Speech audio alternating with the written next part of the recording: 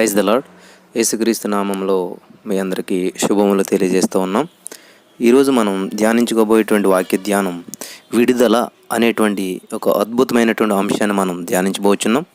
కొలసీ పత్రిక 1 అధ్యాయం 13వ వచనంలో ఆయన మనలను అంధకార సంబంధమైన అధికారంలో నుండి విడుదల చేసి తాను ప్రేమించిన తన కుమారుని యొక్క రాజ్య నివాసులునిగా మనలను చేసెను. ప్రార్థించుకుందాం. మహిమ స్వరూపుడ, ఆదరణకర్త, నీ ఘనమైన ఉన్నతమైనటువంటి నామానికి లెక్కలేని స్తుతులు స్తోత్రాలు చెల్లిస్తూ ఉన్నాం. మరి నా ప్రభు, నీ సెలవు ఇచ్చిన వాక్యం ప్రకారం నా తండ్రి, మేము విడుదల పొందిన వారుగా స్వతంత్రులుగా జీవించుటకు కృప చూపించండి. ఈరోజు విడుదల అనేటువంటి అంశం ద్వారా మాతో మాట్లాడండి. మా ఆత్మలను నా ప్రభు ఏ బానిసత్వంలో ఉన్నాయో వాటన్నిటి నుంచి విడుదల దయచేయమని యేసు నామమున ప్రార్థించి పొందుకుని మా పరమ తండ్రి, ఆమేన్. ప్రభునందు ప్రియమైనటువంటి సహోదరి స్నేహితులారా, ఇక్కడ దేవుని వాక్యం సెలవిస్తుందంటే ఆయన మనలను అంధకార సంబంధమైన అధికారంలో నుండి విడుదల చేసి తాను ప్రేమించిన తన కుమారుని యొక్క రాజ్య నివాసులుగా చేసి ఉన్నాడు. కాబట్టి దేవుడు నిన్ను నన్ను విడుదల చేసి ఉన్నాడు. మనం అంధకార సంబంధమైనటువంటి అధికారంలో ఉన్నాం ఇంతవరకు.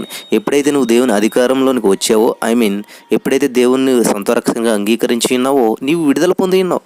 నీవు అంధకారంలో లేవు, నువ్వు పాపశాపంలో లేవు. ఇక్కడ చూడండి, మనకి రోమపత్రిక 7వ అధ్యాయం 6వ వచనంలో కూడా ఒక చక్కటి మాట ఉంది. ఇప్పుడైతే దేని చేత నిర్బంధించబడితమో దాని విషయమై చనిపోయిన వారమై ధర్మశాస్త్రం నుండి విడుదల పొందితిమి. చూడండి, ధర్మశాస్త్రం మనల్ని ఏం చేస్తూ ఉందంటే నేరారోపణ చేస్తూ ఉంటుంది. నువ్వు ఇది చేసావు తప్పు ఇట్లాగని చెప్పేసి ఆ ధర్మశాస్త్రానికి మనం ధర్మశాస్త్రం మోపేటువంటి నేరం మన మీద పాపం మోపుతూ ఉందన్నమాట. ఎందుకంటే మన ధర్మశాస్త్రం పాటించినంత కాలం, మోషే ఇచ్చినటువంటి ధర్మశాస్త్రం యేసుక్రీస్తు ప్రభువు వచ్చేంత వరకు కూడా దాన్ని పాటిస్తూనే ఉండాలన్నమాట. తప్పు చేస్తే కన్నుకు కన్నుముకు అన్నట్టు ఒక శిక్షలు ఉండేవన్నమాట. కానీ ఈ తప్పు చేసినటువంటి శిక్ష భరించాలి, శిక్ష లేకుండా చేయటకు మాత్రం దేవుడు రాలేదు. కానీ తప్పు చేసినటువంటి వ్యక్తి శిక్షను ఆయన భరించాడు అనమాట. నీకు రావాల్సినటువంటి శిక్షను అంతా కూడా ఆయన భరించి ఏం చేయడం చూడండి. ఇప్పుడైతే దేని చేత నిర్బంధించబడితమో దాని విషయమై చనిపోయిన వారమై, అంటే నువ్వు చనిపోలేదు, నీ నిమిత్తం ఒక ఆయన చనిపోయాడు. ఎందుకని? నిన్ను విడిపించడానికి. నువ్వు చేసినటువంటి తప్పిదాలకు, దోషాలకు, అతిక్రమాలకు, వీటన్నిటికీ ఒక ఆయన వెల చెల్లించి ఆయన నీ ప్లేస్లో చనిపోయాడు. కాబట్టి నువ్వు క్రీస్తుతో కూడా చనిపోయినటువంటి వ్యక్తివి అని గుర్తు చేసుకోవాల్సినటువంటి అవసరత ఉన్నదనమాట. కాబట్టి అలాగా నువ్వేంటి, దేవునితో కూడా చనిపోయిన వాడివై ధర్మశాస్త్రం నుండి విడుదల పొందితిమి గనుక మనం అక్షరానుసారమైనటువంటి ప్రాచీన స్థితి గల వారము కాక ఆత్మానుసారమైనటువంటి నవీన స్థితి గల వారమై సేవ చేయుచున్నాము. కాబట్టి నువ్వు ఇప్పుడు జీవించున్నదంతా కూడా నవీన స్వభావము. ఎవడైనా క్రీస్తును వాడు నూతన సృష్టి అని చెప్పి దేవుని వాక్యం సెలవిస్తూ ఉంది. దేవుని నామానికి మహిమ కలుగును గాక.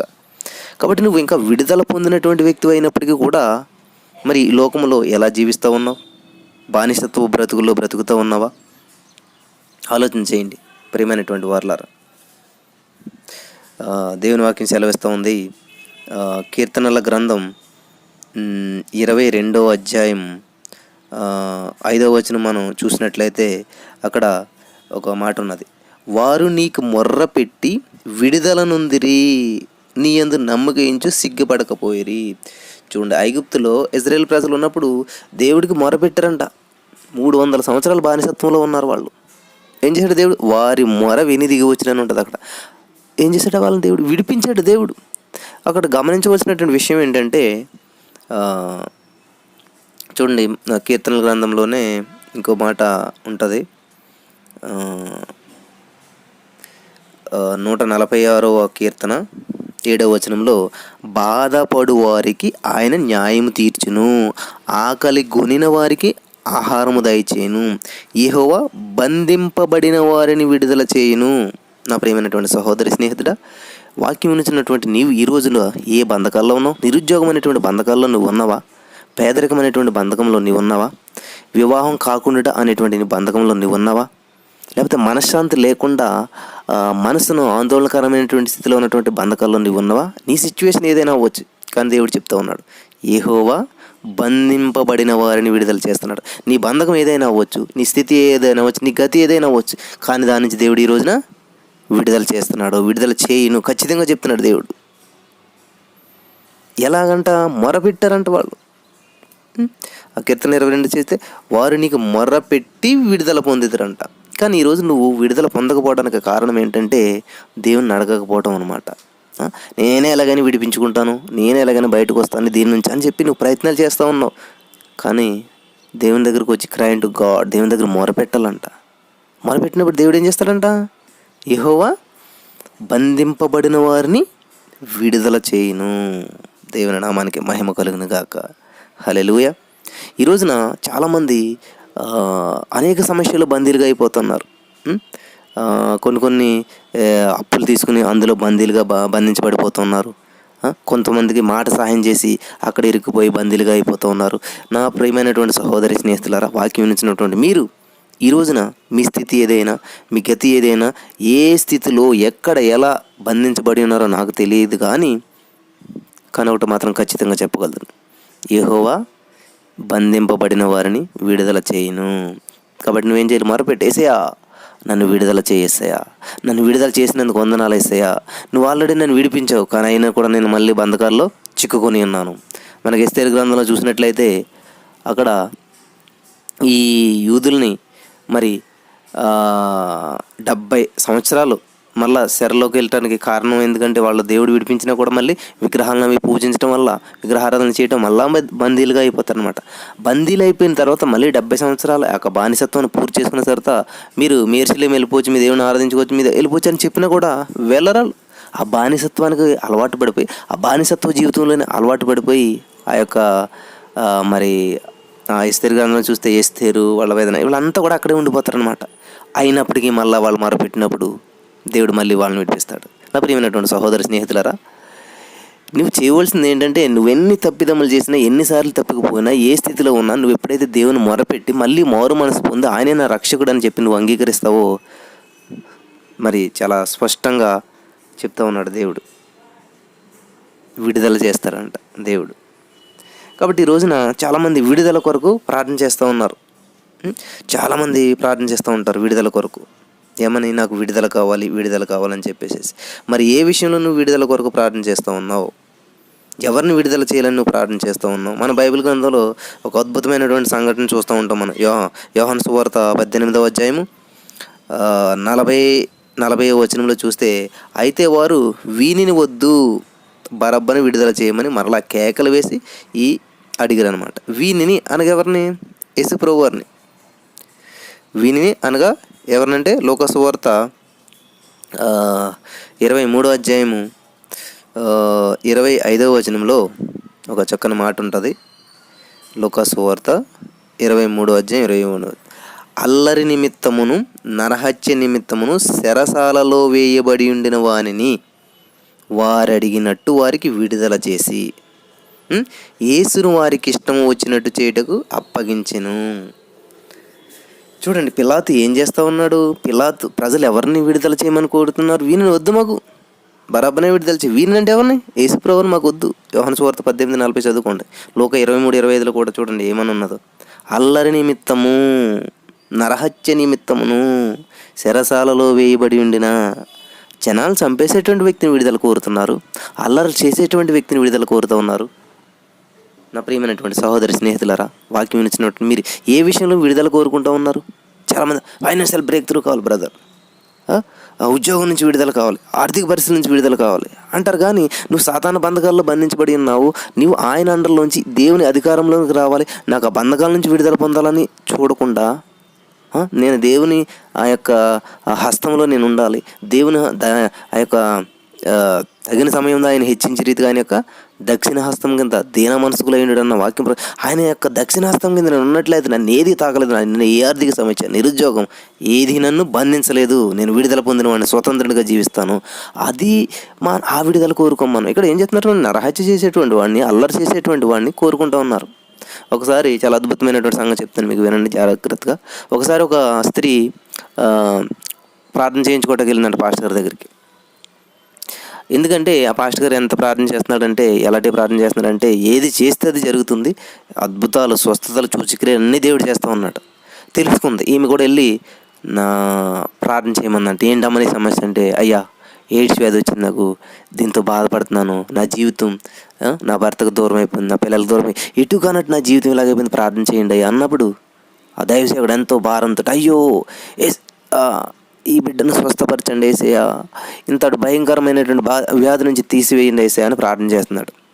ఆ చుట్టుపక్కల ఉన్న ఎడం పక్కన ఉన్న వాళ్ళకి, కుడి పక్కన ఉన్న వాళ్ళకి, ముందున్న వాళ్ళకి, వెనక అందరికీ స్వస్థలు వస్తున్నాయి, అందరూ విడుదల పొందుతున్నారు, వెళ్ళిపోతున్నారు. కానీ ఈమెకు మాత్రం రావట్లేదు విడుదల. ఆలోచించిన ప్రియమైనటువంటి వాళ్ళు, అందరికీ స్వస్థత వస్తుంది, కానీ ఈమెకు మాత్రం స్వస్థత రావట్లేదు. ఈ దైవ సేవకుడికి ఏంటి అసలేని, ఎందుకని ఇలా జరుగుతుందని చెప్పి అందరి కోసం మనిషి ఈవిడ ఒక్కత కోసమే స్పెషల్గా ప్రార్థన చేయటం మొదలుపెట్టాడంట. ఆయన తగ్గట్లేదంట. ఇంకెలా కాదని చెప్పి, సరే అమ్మ నువ్వు ఇంటికి వెళ్ళి నేను ప్రార్థన చేస్తానని ఉపవాసం ఉన్నాడంట. 10 రోజులు ఉపవాసం ఉంటే ఇంక ఏదైనా సరే దేవుడే దిగి రావాలి, అసలు ఎందుకు సమాధానం ఇవ్వట్లేదు, నాకు దేవుడు కనబడి చెప్తేనే కానీ నేను వానని చెప్పి ఘోరంగా ప్రార్థన చేస్తున్నాడంట. ఉపవాసంతో, ఇంకా కటిక ఉపవాసంతో ప్రార్థన చేస్తుంటే చివరికి ఇంకా వచ్చాడంటండి దేవుడు. వచ్చి ఏంటి ఏం చేయాలంటే, ఆవిడని స్వస్థపరచట్లేదు ఎందుకని, ఇంతమందిని స్వస్థపడుతున్నా, ఆవిడని ఎందుకు స్వస్థపరచట్లేదంటే, అప్పుడు ఆవిడ హృదయాన్ని దేవుడు ఇలా తెరిచి ఒక స్క్రీన్ మీద చూపించాడంట.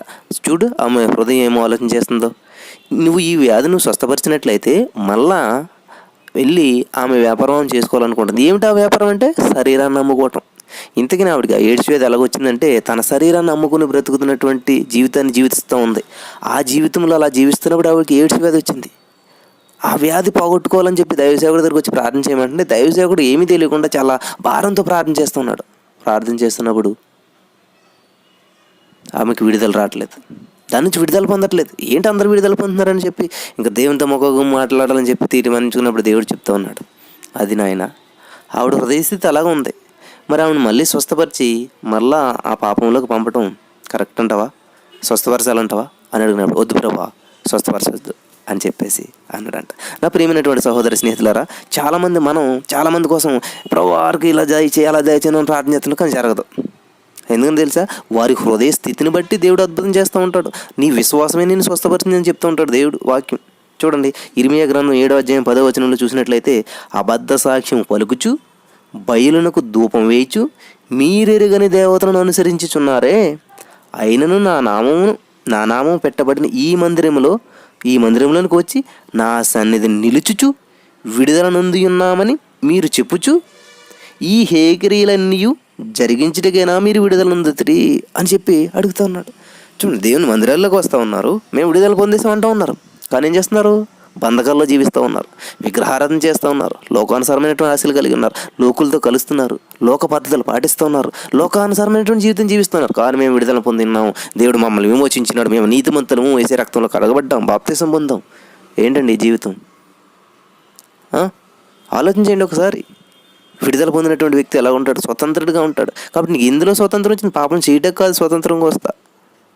కృప అని చెప్పి అంటుంటాం మనం, కృప చేత మనం రక్షించబడ్డాం, కాబట్టి దేవుని కృప ఉన్నదండి, కృపాకాలంలో ఉన్నాం, మనం ఏం చేసినా గడిచిపోతుంది అని చెప్పి చాలామంది ఏం చేస్తున్నారు, వాళ్ళ ఇష్టానుసారంగా జీవిస్తున్నారు. దేవుడు నేను విడిపించింది నీ బానిసత్వం నుంచి, నీ యొక్క అంధకార శక్తుల నుంచి విడిపించింది నీ ఇష్టానుసారంగా, స్వేచ్ఛానుసారంగా మళ్ళా ఆ చీకటి లోకంలో జీవించి ఎంజాయ్ చేస్తామని కాదమ్మా నా ప్రియమైనటువంటి సహోదరి స్నేహితుడా. ఇక్కడ దేవుడు చెప్తా ఉన్నాడు, ఎందుకని మిమ్మల్ని ఈ హేగిరీలన్నీ జరిగించడానికైనా మిమ్మల్ని విడుదల చేసింది, మీరు అందుకనే విడుదల పొందుతారు అని చెప్పి దేవుడు అడుగుతూ ఉన్నాడు. దేవునికి స్తోత్రం, హల్లెలూయా. కాబట్టి బంధకాల్లో ఉన్నటువంటి ప్రజల కొరకు నువ్వేమీ బాధ్యత కలిగి ఉన్నావు? ప్రార్థించగలుగుతున్నావా? ఆలోచించండి ఒకసారి. నువ్వు ప్రార్థించగలుగుతున్నావా? ఎంతమంది ఎన్ని బంధకాల్లో ఉన్నారు? నీ చుట్టుపక్కల వారు, నీ బంధువులు, నీ స్నేహితులు ఎన్ని బంధకాల్లో బంధించబడి ఉన్నారు? డ్రింకింగ్, స్మోకింగ్, వ్యభిచారము, మోసము, లంచాలు, ఇవన్నీ ఈ లోకానుసరమైన బంధకాలు. ఎలాగైనా ఉద్యోగం పొందుకోవాలని చెప్పి లంచాలు ఇవ్వటాలు, ఎలాగైనా సరే ఇది సాధించాలని చెప్పేసి వీళ్ళు రికమెండేషన్ చేసుకోవటాలు, ఇలా బందీలుగా బంధించబడి. ఎందుకనంటే లోకానుసారంగా ఒక ఉద్యోగం పొందుకోవాలి, లోకానుసారంగా ఒక స్థితికి వెళ్ళాలి, లోకానుసారంగా ఇల్లు కట్టాలి, లోకానుసారంగా ఒక స్టేటస్ సంపాదించాలని చెప్పి ఎన్ని అడ్డదారులు తొక్కుతూ ఎన్ని బంధకాల్లో బంధించబడినటువంటి వారుగా ఈ రోజున మన ఇరుగు పొరుగు వారు ఉన్నారు. ఆలోచన చేసావు? మరి వాళ్ళ బంధకాల్లో ఉన్నప్పుడు నువ్వు విడుదల పొందినటువంటి వ్యక్తి అని నువ్వు అనుకుంటున్నావు కదా, నేను మంచి స్థితిలో ఉన్నాను, నేను ఆత్మీయ స్థితిలో ఉన్నాను, నేను సేఫ్ జోన్లో ఉన్నాను, నేను రక్షించబడిపోయాను, నేను పరలోకం వెళ్ళిపోతాను అని చెప్పి నువ్వు హ్యాపీగా మంచిగా జీవిస్తా ఒక చక్కటి ఇంట్లో వేసేసుకుని జీవిస్తున్నావా?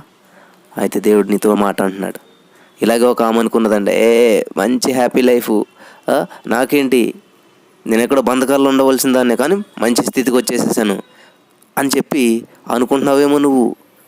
ఇక్కడ నీ ప్రజలంతా బంధకాల్లో ఉన్నారు, వాళ్ళని విడిపించాలని లేదా నీకు? ఒకటి మాత్రం చెప్తాను నేను, నువ్వు విడిపించాలని నీకు లేకపోయినా కానీ సహాయం వేరే చోట నుంచి మాకు వస్తుంది. నేను నా మాటలు చెప్పట్లేదండి, ఈ మాటలు మురిదిగా అంటాడండి ఎస్తేరు గ్రంథం 4:14 చూసినట్లయితే, నీవు ఈ సమయం ముందు ఏమీ మాట్లాడక మౌనంగానున్న ఎడల యూదులకు సహాయమును విడుదలయు మరి ఒక దిక్కు నుండి వచ్చును కానీ నీవును నీ తండ్రి ఇంటి వారును నశించుదురు. నీవు ఈ సమయమును బట్టియే రాజ్యమునకు వచ్చితివేమో అని ఆలోచించుకొని మనం చెప్తున్నాడు. ఈ సమయంలో నువ్వు సేఫ్ జోన్లో ఉన్నావు అంటే ఎందుకని? నువ్వు బంధకాల్లో ఉన్న వారి కోసం మొరపెడతావని చెప్పేసేసి.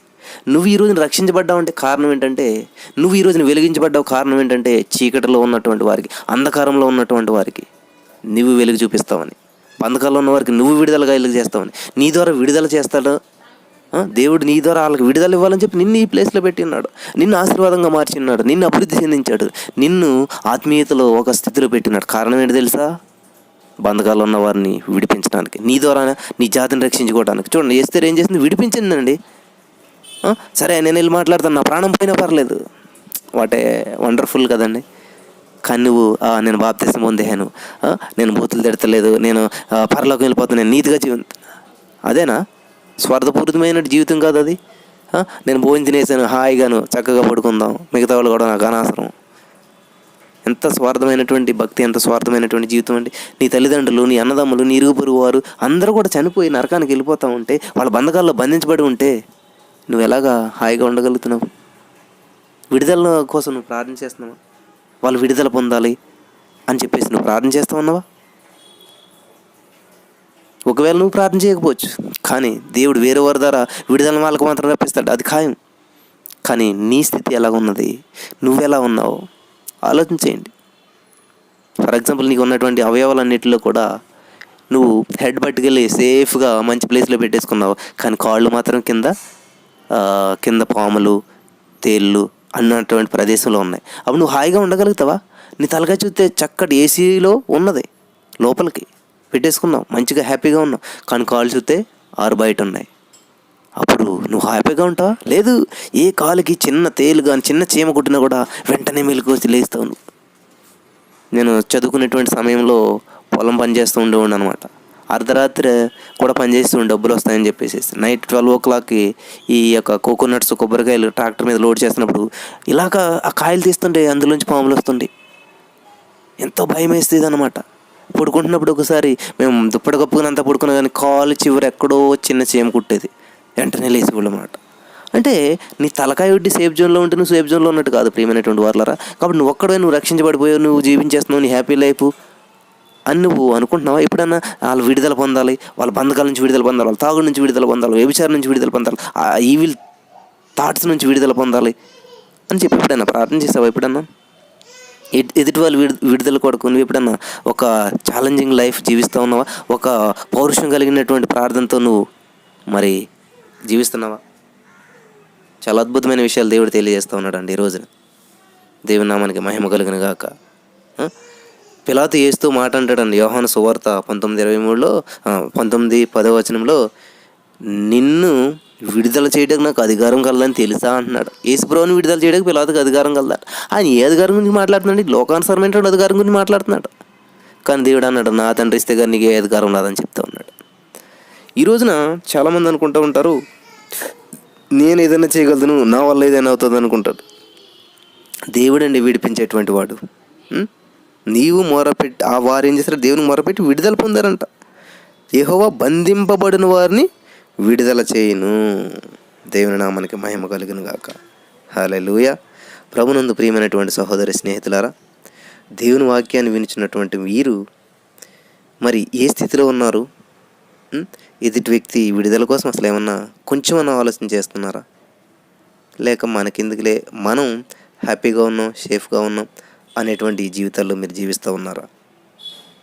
అపోస్తల కార్యములు 16:36 చూసినట్లయితే అసలు మనం విడుదల పొందినట్లయితే ఎలా ఉంటుందో చూడండి. చెరసాల నాయకుడు ఈ మాటల పౌలునికి తెలిపి, మిమ్మును విడుదల చేయమని న్యాయాధిపతులు వర్తమానం పంపి ఉన్నారు గనుక మీరు ఇప్పుడు బయలుదేరి సుఖముగా పొండని చెప్పాను. ఎప్పుడైతే నీ జీవితంలో విడుదల పొందావో సుఖం వస్తుందండి, హాయిగా వస్తుంది. నువ్వు సుఖంగా జీవించగలుగుతావు. కానీ నువ్వు సుఖంగా జీవిస్తున్నాను అనుకుంటున్నావు, కానీ అది కాదు అసలైనటువంటి సుఖం అంటే. నువ్వు ఎన్ని బంధకాల్లో ఉన్నావు నీకు తెలియటం, ఇది లోకంలో హాయిగా జీవిస్తున్నాను అనుకుంటూ ఉంటావు. నువ్వు ఎప్పుడైతే విడుదల పొందావో, అపోస్తలుల కార్యములు 4:23 వారు విడుదల నుండి తమ స్వజనుల యొద్దకు వచ్చి ప్రధాన యాజకులను పెద్దలను తమతో చెప్పిన మాటలు అన్నిటిని వారికి తెలియజేసిరి. నువ్వు విడుదల పొందడం నీ స్వజనులకు దగ్గరగా జీవిస్తావు. ఎవరన్నీ స్వజనులు? పరిశుద్ధుల సహవాసం, పరిశుద్ధులతో జీవితం అనమాట. కాబట్టి నువ్వు విడుదల లేనప్పుడు, నువ్వు బంధించబడినప్పుడు, జైల్లో ఉన్నప్పుడు వీరందరికీ దూరంగా ఉంటావు. నువ్వు బంధకాల్లో ఉన్నాను చెప్పి నువ్వు ఎక్కడ ఉంటావో నీకే తెలియదు అనమాట, ఎవరితో ఉంటావో నీకే తెలియదు అనమాట. కానీ అది హ్యాపీ అనుకుంటుంటావు. లేదు, నువ్వు బంధకాల్లో ఉన్నాను చెప్పు నీ స్వజనులైన వారందరికీ కూడా దూరంగా జీవిస్తావు. ఈరోజు అనేక మంది భార్య పిల్లలకి వీళ్ళందరికీ దూరంగా డ్రగ్ ఎడిక్ట్స్ అయిపోయి, అది అయిపోయి, ఇది అయిపోయి, బిజినెస్ అన్నట్టు ఇటు తిరుగుతూ కూడా తన జీవితాన్ని పాడు చేసుకుంటూ ఉన్నారు. వాళ్ళ జీవితాన్ని పాడు చేసుకుంటూ ఉన్నారు. దయచేసి ఆలోచించేయండి అమ్మ. దేవుడు ఈ రోజున నువ్వు బంధకాల్లో ఉన్నావా? నువ్వు ఏ స్థితిలో ఉన్నావు? ఎటువంటి పరిస్థితిలో ఉన్నా దేవుడు మాట చెప్తా ఉన్నాడు.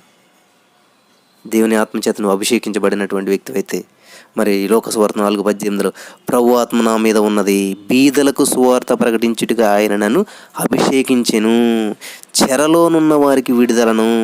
చూసారా? చెరలోనున్న వారికి విడుదలను, గుడ్డి వారికి చూపును కలుగునని ప్రకటించుటకు, నలిగిన వారిని విడిపించుటకును. చూసారా? ఎటువంటి వారిని? నలిగిన వారిని, చెరలో ఉన్నవారిని. చెర అంటే మనకు జైలే గుర్తొస్తుంది కాదమ్మా. చెర అంటే నువ్వు దేంట్లోనైతే మరి చెరగా బందీగా ఉన్నావో నిన్ను ఒక చిన్న నల్లపిల్ల అడ్డగించేస్తుందండి.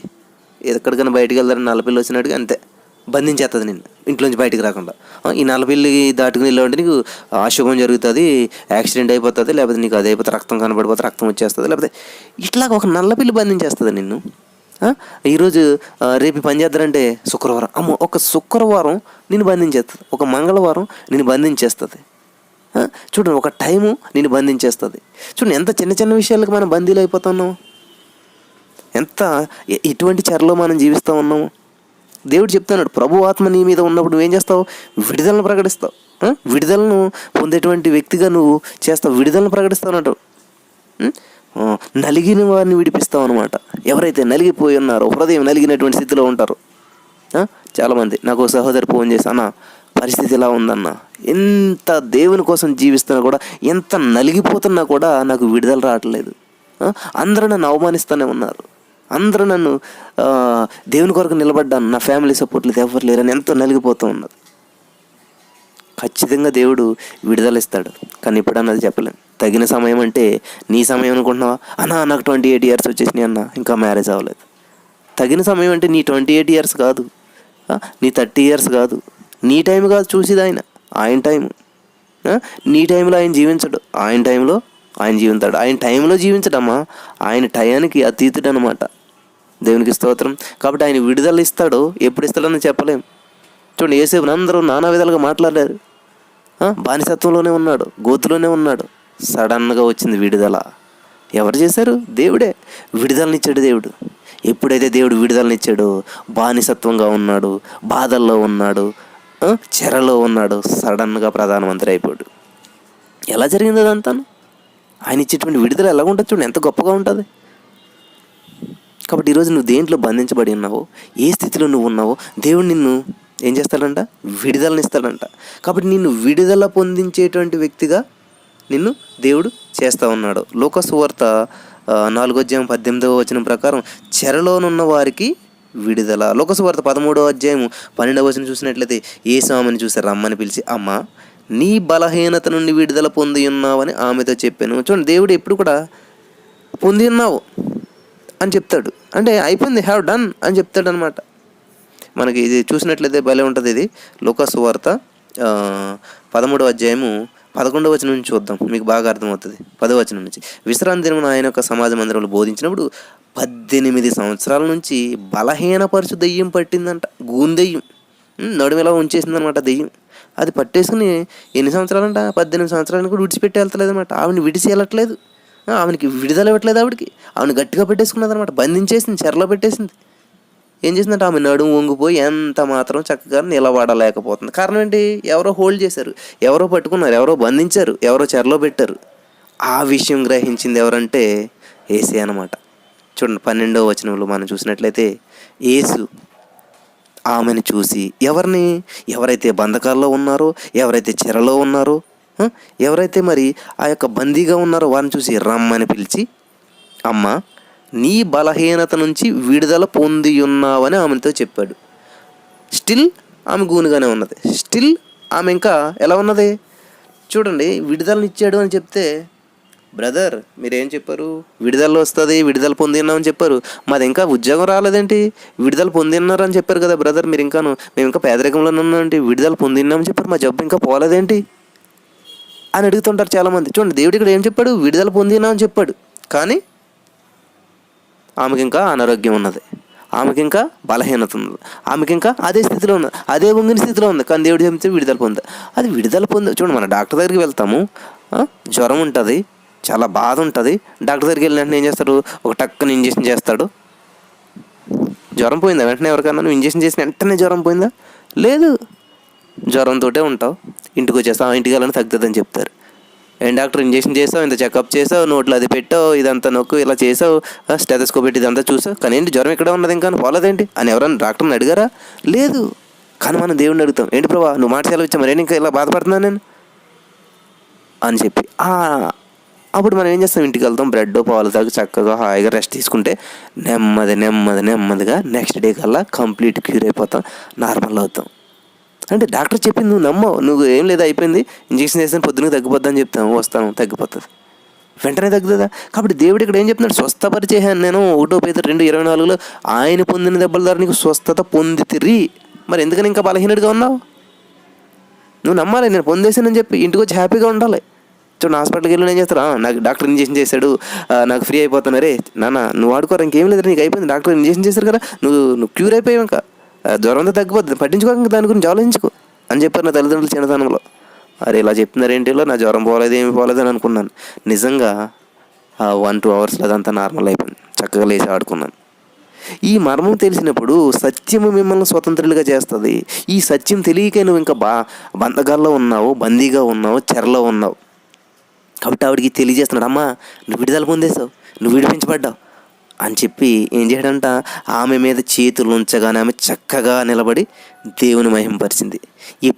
ఎప్పుడు విడుదల పొందిందంట ఆవిడ? ఆ బంధకాల నుంచి విడుదల పొందాక యేసుప్రభువు చేతులేసి, అమ్మ ఇంకా ఇంకొక లేగమ్మా, నువ్వు విడుదల పొందేసావమ్మా, నువ్వు ఇంకెందుకు ఉన్నావు, అది లేదు ఇంకా నీకంటే అలవాటు అయిపోయినట్టుంది, అది విడిచిపెట్టి వెళ్ళిపోయింది, విడిపించేసాను నేను. హల్లెలూయా. చాలా అద్భుతమైనటువంటి వాక్యం మాట్లాడుతూ ఉన్నాడండి దేవుడు. ఈరోజు నేను విడిపించాడు తెలుసా? నువ్వు బంధకాల్లో లేవు, కానీ నువ్వు ఇంకా ఉంగిపోయినట్టున్నావు. ఎందుకంటే నీకు అలవాటు అయిపోయింది ఆ బంధకాల్లో నడవటం, ఆ బంధకాల్లో జీవించటం. ఆ జీవితాన్ని నువ్వు అలవాటు పడిపోయావు కాబట్టి ఇంకేం చేస్తున్నావు? అలా వంగిపోయి నడుస్తూ ఉన్నావు. దేవునికి స్తోత్రం కలుగును గాక. నువ్వు వంగిపోయావా? నువ్వు ఇంకా బంధకాల్లో ఉన్నావా? నువ్వు ఇంకా పేదరికంలో ఉన్నావా? నువ్వు ఇంకా అనారోగ్యంతో ఉన్నావా? నువ్వు ఇంకా మరి నిరుత్సాహ పరిస్థితుల్లో డిప్రెషన్లో జీవిస్తున్నావా? కారణం ఏంటో తెలుసా? అలవాటు అయిపోయింది నీకు. కానీ దేవుడు చెప్తున్నాడు, అమ్మ నేను చెప్పట్లేదు, దేవుడు చెప్తున్నాడు. ఏమని? దేవుడు ఏం చెప్తున్నాడు? ఆమెను చూసారు, అమ్మని పిలిచి, అమ్మ నీ బలహీనత నుండి విడుదల పొంది ఉన్నావు. దేవుడు చెప్తున్నాడు, అమ్మ విడుదల పొంది ఉన్నావు, నీ అనారోగ్యం నుంచి విడుదల పొంది ఉన్నావు, నీ నిరుద్యోగం నుంచి విడుదల పొంది ఉన్నావు, నీ పేదరికం నుంచి విడుదల పొంది, నీకున్న ఏ సమస్య నుంచి అయినా కూడా నజరేయుడైన యేసు నామములో విడుదల పొంది ఉన్నావు అని ఇప్పుడు దేవుడు చెప్పమంటున్నాడు. మరి నువ్వు ఇంకా ఎందుకని అలా జీవిస్తున్నావు అంటే నువ్వు గ్రహించట్లేదు. లేచి నిలబడు. నువ్వు నీకున్న పరిస్థితుల నుంచి నిన్ను ఒక రిచ్ పర్సన్గా చూసుకో. పేదవాడు అయితే నిరుద్యోగ పరిస్థితిలో నువ్వు ఉంటే ఒక ఉద్యోగం పొందినటువంటి వ్యక్తిగా చూసుకో. నువ్వు ఏ స్థితిలో ఉన్నావో దానికి ఆపోజిట్లో చూసుకో. నువ్వు పేదవాడుగా ఉన్నావు, ధనికుడిగా చూసుకో. నిరుద్యోగంగా ఉద్యోగంగా చూసుకో. అనారోగ్యంతో ఉన్నావు, గొప్ప ఆరోగ్యం గల వాడుగా చూసుకో. దేవుడు నేను చేపట్టి లేపమంటున్నాడు ఈరోజు. నువ్వు ఏ స్థితిలో ఉన్నావు? లేమ్మా దయచేసి, నువ్వు అక్కడే ఉండిపోకు. నువ్వు ఆ పొంగిన స్థితిలో నడవకు ఇంకా అని చెప్పి ఏం చేశాడు దేవుడు? రమ్మని పిలిచాడు. దేవుడు పిలుస్తున్నాడు ఈరోజు. రమ్మనుచున్నాడు నిన్ను ప్రభు యేసు, వాంఛతో తన కరము చాపి రమ్మనుచున్నాడు. ఎటువంటి శ్రమలందునన్ ఆదరణ నీకిచ్చునని ఎటువంటి శ్రమలందునన్ ఆదరణ నీకిచ్చునని అని చెప్పి ఒక భక్తుడు పాడాడు. చాలా అద్భుతమైనటువంటి పాట. రమ్మనిచ్చినాడు దేవుడు.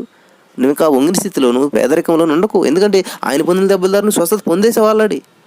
ఆయన దరిద్రం వల్ల నువ్వు దరిద్రుడు అయిపోయావు. ఆయన దరిద్రతను అనుభవించడం వల్ల నువ్వు ధనవంతుడు అయిపోయావు.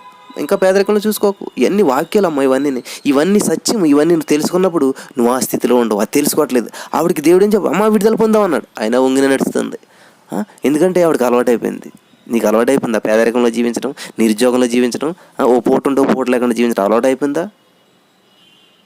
దేవుడు విడుదల చేశాడు నేను. నువ్వు గమనించినట్లయితే నీ పరిస్థితుల నుంచి, నీ స్థితిగతుల నుంచి దేవుడు నిన్ను విడుదల చేసి ఉన్నాడు. హల్లెలూయా. నీ బలహీనత నుంచి విడుదల పొంది ఉన్నామని చెప్పి చెప్తూ ఉన్నాడు. కాబట్టి నీ స్థితి ఏదైనా కూడా, నీ పరిస్థితి ఏదైనా కూడా దేవుడు నిన్ను విడుదల చేసి ఉన్నాడు. నువ్వు నమ్ముచున్నావా? ఏసు రమ్మని పిలిచి ఆమెను బలహీనత నుంచి విడుదల పొందినావు ఆమెతో చెప్పి ఆమెని స్వస్థపరిచాడు అంట దేవుడు. దేవునికి స్తోత్రం. హల్లెలూయా. మరి లూకాసు వార్త 21వ అధ్యాయము 18వ వచనంలో చూసినట్లయితే, మీరు ధైర్యము తెచ్చుకొని మీ తలలెత్తుకొనడి.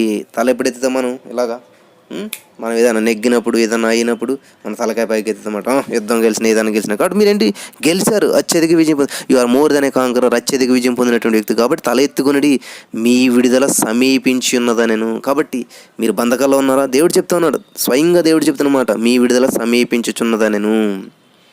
హల్లెలూయా. దేవునికి స్తోత్రం. హల్లెలూయా. వందనాలు ప్రభువా, వందనాలు యేసయ్యా. చాలా అద్భుతమైనటువంటి విషయాలు మాట్లాడినందుకు నీకు వందనములు తండ్రి. హల్లెలూయా, హల్లెలూయా. కాబట్టి మనం చివరిగా ఈ మొదటి వచనాన్ని మనం చదువుకుందాం. కొలస్సీ 1:13లో, ఆయన మనలను అంధకార సంబంధమైన అధికారంలో నుండి విడుదల చేసి తాను ప్రేమించిన తన కుమారుని యొక్క రాజ్య నివాసులుగా చేస్తూ ఉన్నాడు. ఏముందండి యేసే రాజ్యంలో? ఆనందం ఉంది. ఏముందండి యేసే రాజ్యంలో? స్వతంత్రం ఉంది. ఏముందండి యేసే రాజ్యంలో? బంగారపు వీధులు ఉన్నాయండి. ఏముందండి యేసే రాజ్యంలో? ఎప్పుడు కూడా ఆనందము, జాయ్ఫుల్నెస్, ఎంజాయ్ అంతా ఉన్నది. కాబట్టి నువ్వు ఇంకా బంధకంలో ఉన్నావేమో. జీవించు, క్రీస్తు కొరకు జీవించు, నూతన సృష్టిగా జీవించు, నూతనమైన వ్యక్తిగా జీవించు, అభిషేకం కలిగిన వ్యక్తిగా జీవించు, ఆనందం కలిగిన వ్యక్తిగా జీవించు, సంతోషం కలిగిన వ్యక్తిగా జీవించు, అనేక మందికి విడుదలనిచ్చేటువంటి వ్యక్తిగా నువ్వు మారు ఈ రోజు నుంచి. అటువంటి శక్తి చేత దేవుడు నేను నింపును గాక. ఆమెను ప్రార్థన చేసుకుందాం. చాలా అద్భుతమైన విషయాలు మాట్లాడదు దేవా. ఈ రోజున ప్రార్థిస్తూ ఉన్నాం నా తండ్రి. ఎంతమంది అయితే బంధకాల్లో ఉన్నారో, ఎంతమంది అయితే ఏ స్థితిలో బంధించబడి ఉన్నారో, యేసు నామములో వారందరూ విడుదల పొందుదురు గాక నా తండ్రి. యేసు నామములో వారందరికీ విడుదలను ప్రకటిస్తున్నాం నా తండ్రి. ఈ రోజు నా ప్రభు అందరూ విడుదల కోరుకుంటున్నారు. అలనాడు నా ప్రభు బరబ్బనే కావాలని చెప్పి నిన్ను నా ప్రభు సత్యాన్ని, నా ప్రభు యేసు నేనే మార్గం సత్యం అన్నావు నా తండ్రి. సత్యాన్ని సిలువ వేయించారు నా తండ్రి. జీవాన్ని సిలువ వేయించారు నా తండ్రి. సత్యం వద్దన్నారు, జీవం వద్దన్నారు, మార్గం వద్దన్నారు నా ప్రభు. కానీ వారికి కావాల్సింది అల్లరి, మరి మానభంగాలు, మరి నా ప్రభు మర్డర్, నరహత్యలు చేసేటువంటి అదే కావాలనుకున్నారు నా ప్రభు. ఈ రోజున కూడా నా ప్రభు అనేక మంది వాళ్ళకి నా ప్రభు ఐశ్వర్యం కావాలి నా ప్రభు, మరి ఈ లోకంలో ఉన్నటువంటివన్నీ కావాలనుకుంటారు. కానీ నిన్ను కావాలని ఎవరు కోరుకోవట్లేదు నా ప్రభు. వాటి నుంచి విడుదల పొందాలని చెప్తా ఉన్నారు. కానీ మన నా ప్రభు ఈ యొక్క లోక బంధకాల నుంచి విడుదల పొంది నీకు సాక్షులుగా నీతోటి జీవించాలనేటువంటి ఆలోచన ప్రతి వారికి వచ్చినట్లు, అటువంటి ఆలోచన ఎవరైతే తీసుకున్నారో నీకోసం జీవించేటువంటి జీవితం నా ప్రభు జీవించాలని నిర్ణయం తీసుకున్నారు అందరినీ నా ప్రభు ఈ లోక బంధకాల నుంచి విడుదల చేసి నీ యొక్క సొత్తుగా, మరి నీ రాజ్య నివాసులుగా నువ్వు చేస్తున్నందుకు నీకు వందనం చెల్లిస్తున్నాను. నమ్మి పొందుకుంటున్నాం మా పరమ తండ్రి. Amen, amen, amen. Praise the Lord. మేము చేసే ప్రతి వీడియో అప్డేట్స్ కూడా మీకు నోటిఫికేషన్ రూపంలో రావాలి అంటే మీ ఫోన్లో జీసస్ ఆల్మైటీ గాడ్ యూట్యూబ్ ఛానల్లో సబ్స్క్రైబ్ అనే బటన్ని ప్రెస్ చేసి దాని పక్కనే ఉన్న బెల్ బటన్ని కూడా ప్రెస్ చేయండి. దీని ద్వారా మేము చేసే ప్రతి వీడియో అప్డేట్స్ మీకు నోటిఫికేషన్ రూపంలో వస్తాయి. Thank you.